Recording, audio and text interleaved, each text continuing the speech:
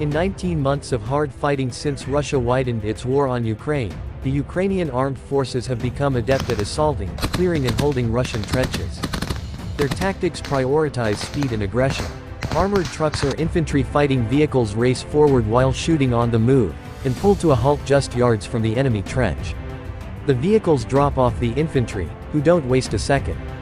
They sprint directly into the trench and, shouting at each other to coordinate, start clearing with rapid bounds and handfuls of grenades. This method, dramatically on display in the 10 weeks since Ukrainian brigades launched a counteroffensive along several axes in southern and eastern Ukraine, has the benefit of shock and surprise. But it can go wrong, as illustrated by a recent video from the area around Robotyne, a key Russian strongpoint on the road to occupied Melitopol.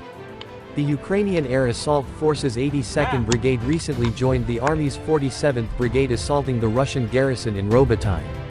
The 82nd rides in a powerful mix of ex-British Challenger 2 tanks, American-made Stryker-wheeled infantry fighting vehicles and ex-German Marder track IFVs. On or before Tuesday, one of the Marders fell into what appears to be a Russian trench, and got stuck. A video, posted by a Ukrainian soldier after the 82nd Brigade apparently captured the trench, depicts the Marder helplessly stuck in the trench, one track nearly dangling.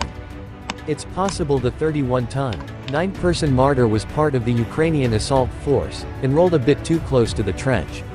That a Marder was near enough to a Russian trench to fall into it speaks to the 82nd Brigade's aggression, which is typical of Ukrainian mechanized infantry and especially typical of the mech infantry from the Marine Corps and separate air assault forces. In their ultimately successful assault on Russian-occupied Makarivka, in the Mokry Yaly River Valley 60 miles east of Robotyne, Ukrainian Marines would ride up to a trench line in thundering columns of tanks and armored trucks, and dismount from the trucks 100 feet or less from the trench before sprinting straight in. The 82nd's Marders obviously got even closer than that. Compare the Ukrainians' close and fast trench-clearing tactics to the Americans' version of the same tactics, which are much more deliberate. The platoon deploys and establishes a base of fire, the U.S. Army's Field Manual 7-7 explains. The platoon leader determines that he has sufficient combat power to maneuver and assault the trench line. Part of the platoon positions a short distance, a couple of hundred yards wouldn't be unusual, from the trench and, alongside the unit's M2 fighting vehicles, lays down suppressive fire. An assault team bounds forward, scurrying from cover to cover underneath obscuring smoke.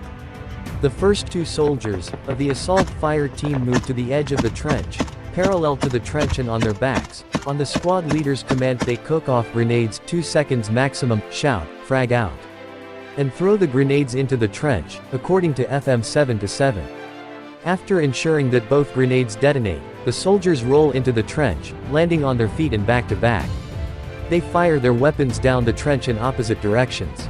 More members of the assault team roll in, and the trench fight begins. Where the Americans would dismount farther from the trench and assault in cautious bounds, sometimes lying prone, the Ukrainians roll right up and jump straight into the trench, upright the entire time. That the Ukrainian method works is indisputable. Kyiv's brigades steadily are rolling up Russian trenches along at least 3 axes around Robotyne, along the Mokry Yaly River and also farther east around Bakhmut. But driving close to clear a trench means that, on occasion, a fighting vehicle crew might tip its vehicle into the trench, where it will wait until an armored recovery vehicle can winch it out.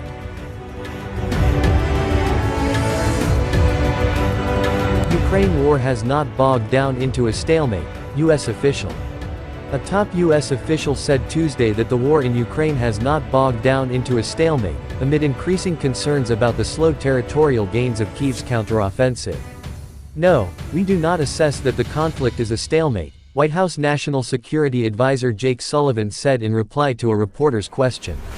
He called the situation dynamic, with both Russian and Ukrainian forces on the defensive and offensive at the same time, depending on the location on the lengthy battlefront. Russia will attack in places and they are attacking. But of course Ukraine is also attacking. Ukraine is also making gains, he said, notably in the south. He described Ukraine's counteroffensive as methodical and adapting to challenges, and said Kyiv's generals also need to fight sustainably to be able to pressure Russian forces over the longer run. Sullivan said the United States remains fully committed to supporting Kyiv's fight, even as he would not predict how the most recent efforts will unfold. We need to continue to move the fundamental elements of both defense and offense, in particular the artillery ammunition and the mobility that Ukraine needs to be able to both hold ground and take ground, he said. I cannot handicap or predict how things will end up unfolding in the course of this war, Sullivan added. But we are continuing to support Ukraine in its counteroffensive efforts.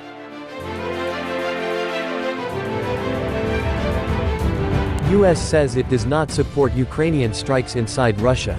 The United States does not encourage or enable attacks inside Russia, a U.S. State Department spokesperson said after Russian authorities said they downed drones that tried to attack Moscow early on Wednesday. It is up to Ukraine to decide how it chooses to defend itself from the Russian invasion that began in February last year, the State Department spokesperson said, adding Russia could end the war any time by withdrawing from Ukraine. Drone strikes deep inside Russia have increased since 2 unmanned aircraft were destroyed over the Kremlin in early May. Drone strikes on the Russian capital have become increasingly common in recent months. The United States, which has supplied Ukraine with massive assistance in the form of weapons and other military equipment to combat the Russian invasion, has consistently said it does not support attacks inside Russia. The Russian Defense Ministry said early on Wednesday that air defense systems downed 3 drones that tried to attack Moscow. One drone hit a building under construction in central Moscow early on Wednesday, Moscow Mayor Sergei Sobyanin said on his channel on Telegram, a messaging app. Moscow airports suspended flights early on Wednesday, Russia's TASS news agency reported. Major airports around the Russian capital have repeatedly closed for departing and arriving flights in recent days due to Ukrainian drone activity. Russia also shot down 2 Ukrainian drones over the Moscow region with no casualties and brought down a further 2 drones over the Bryansk region that borders Ukraine, the defense ministry said on Tuesday.